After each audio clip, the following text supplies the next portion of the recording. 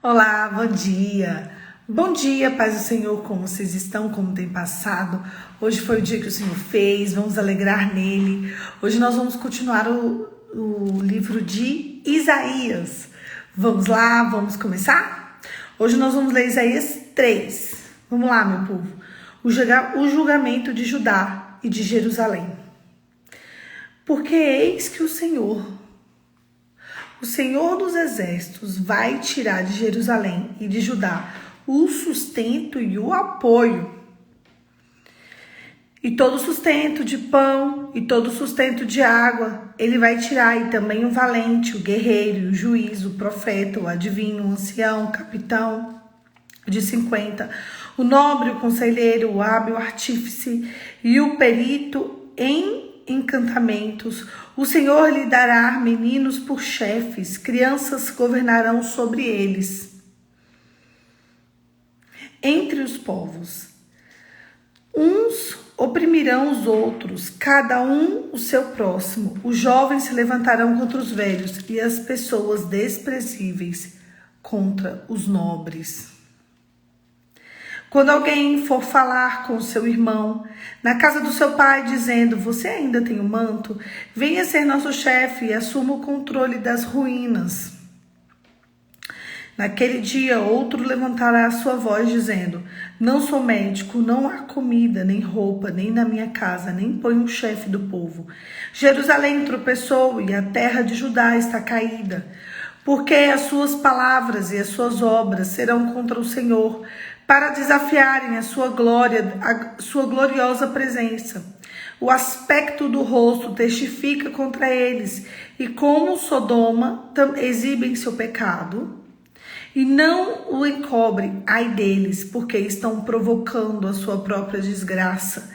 Digo ao justo que tudo irá bem com ele, porque comerá do fruto das suas ações.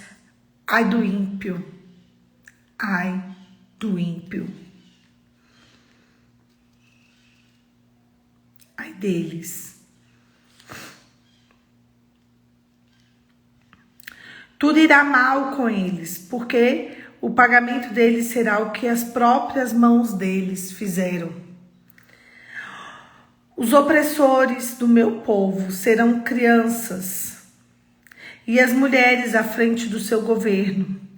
O meu povo e os seus guias enganarão você e destruirão o caminho por onde você seguir. O Senhor se levantou para que apresentem a sua causa, e ele apresenta para julgar os povos. O Senhor entra em juízo contra os anciãos, o povo contra os seus líderes. Ele diz: foram vocês que arruinaram a vinha e que roubaram os pobres na casa de vocês.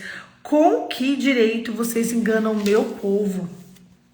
E moem a face dos pobres. O Senhor dos exércitos é quem está falando. O julgamento das filhas de Sião. O Senhor disse: visto que são orgulhosas as filhas de Sião, e andam de pescoço erguido com o olhar despudorado, dando passos curtos e fazendo tingir os enfeites dos tornozelos, o Senhor fará com que apareça sarna na cabeça das filhas de Sião. O Senhor fará com que se veja a nudez delas.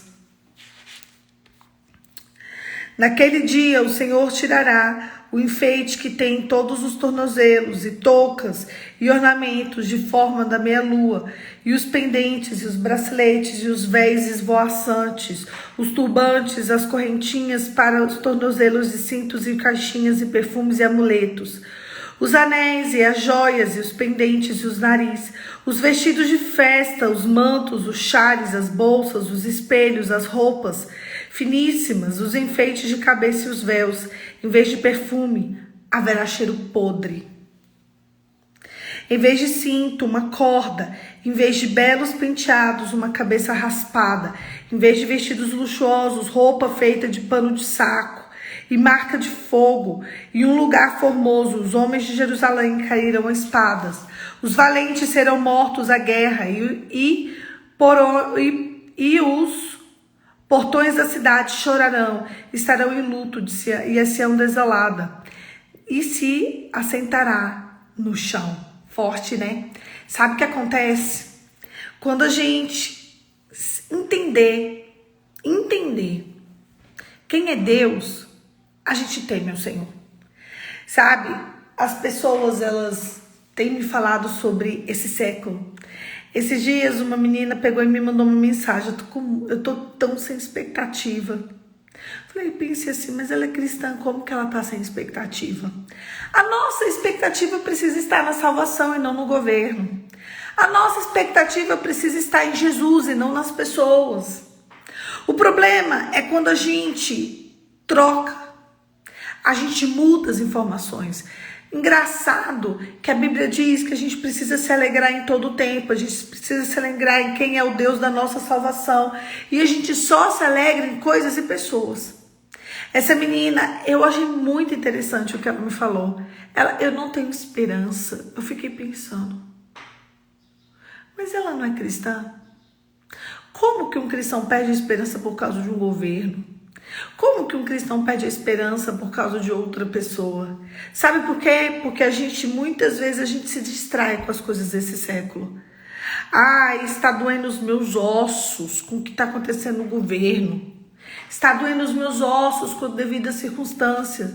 Mas olha, deixa eu contar uma coisa para vocês. O dia que eu e você ajustarmos de fato a nossa visão, o nosso coração vai andar de glória em glória.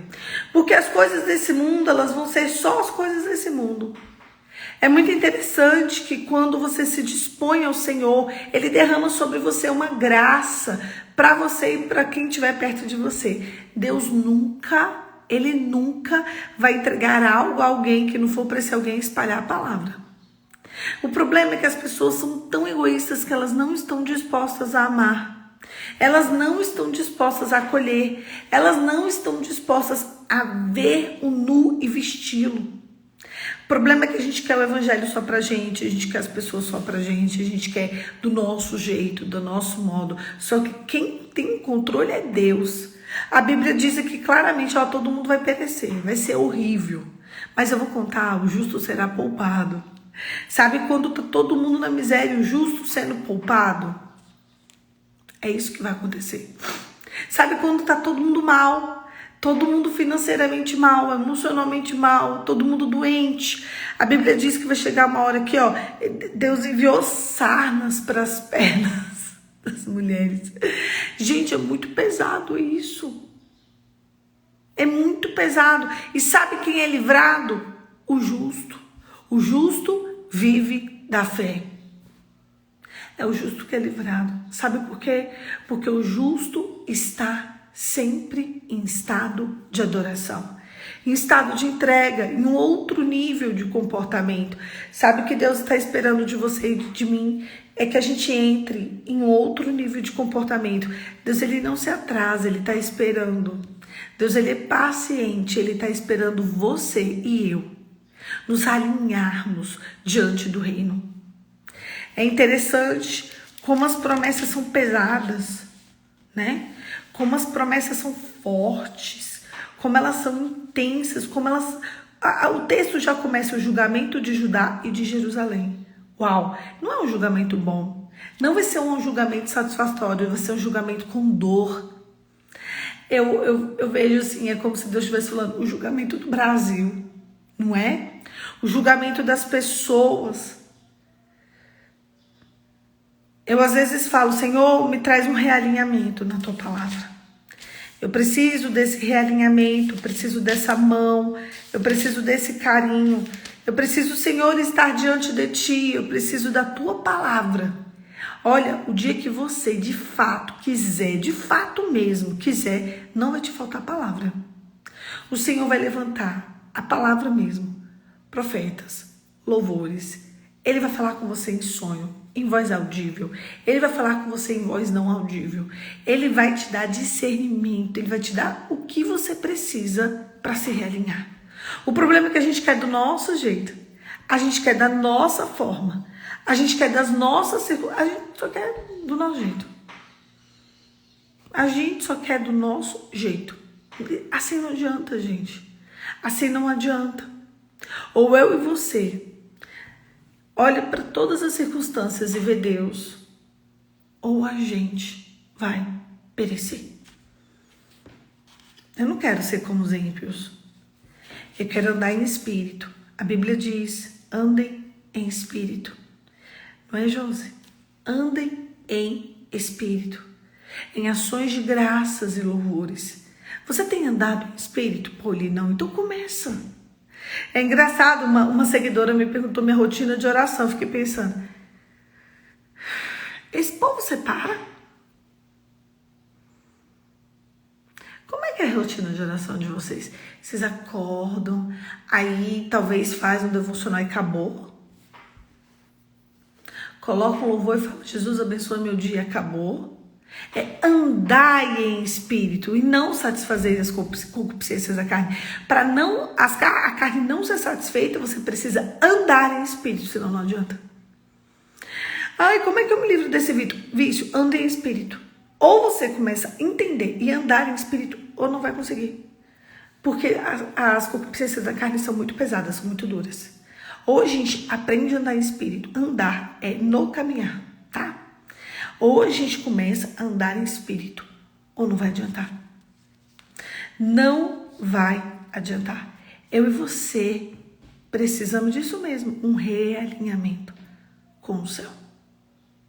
E é esse realinhamento que vai nos fazer ser pessoas justas.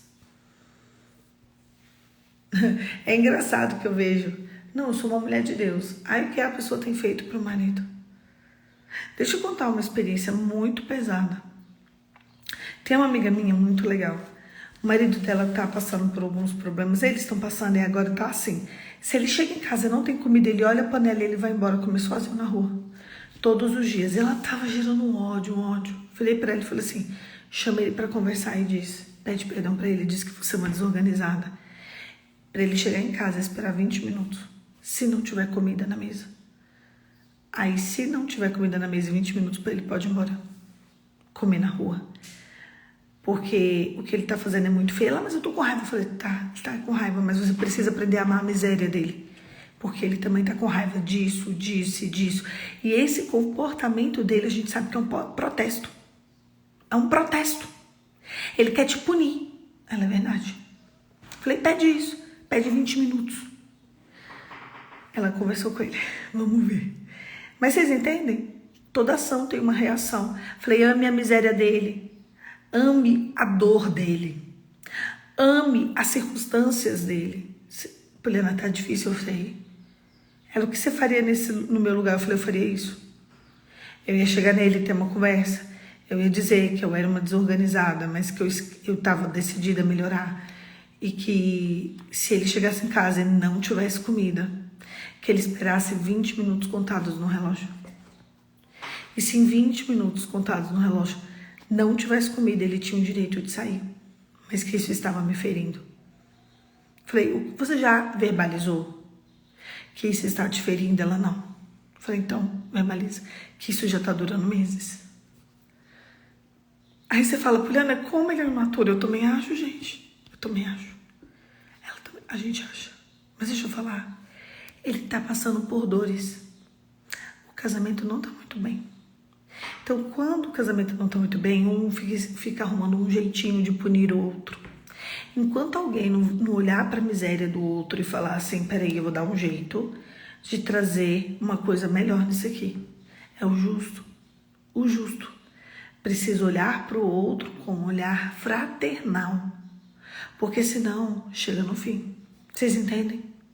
Ou a gente olha para o outro com o olhar de Cristo e tentar resolver todas essas situações do dia a dia, ou a gente acha que ser justo ou não é uma coisa muito grande, mas é um detalhe. É um detalhe. É um realinhamento diário em todas as circunstâncias do dia. Até ali ela já estava chateada, ele também. Ela falou, vou fazer isso. E é assim. E é assim que a gente vai sendo justo, é assim que a gente vai sendo humilde, e é assim que a gente vai resolvendo situações, e é assim que a gente vai resolvendo circunstâncias. Às vezes na correria do dia a dia não vai dar tempo, gente. Todo mundo sabe, todo mundo tá aqui sabe. Entendeu? Não é a pronte-hora as coisas. E nunca tinha sido assim. Problemas são as dores de dentro para fora. E a gente precisa de entender o momento do outro também. A gente precisa entender a dor do outro também. E se a gente não começar a andar em espírito, a gente vai começar a ver todas as situações do dia a dia. Ai, que saco, não sei o quê. E a gente vai ficar assim. E daqui a pouquinho a nossa vida vai estar destruída e a gente não sabe por quê. Vocês entendem onde eu estou querendo chegar? Ou eu e você andemos no espírito em todas as situações, ou a gente não vai ver a glória de Deus.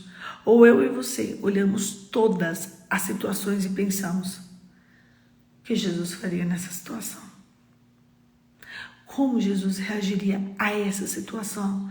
Ou a gente começa a ter esse tipo de reflexão, ou eu e você não vamos ver a glória de Deus nunca. A gente precisa ter compaixão.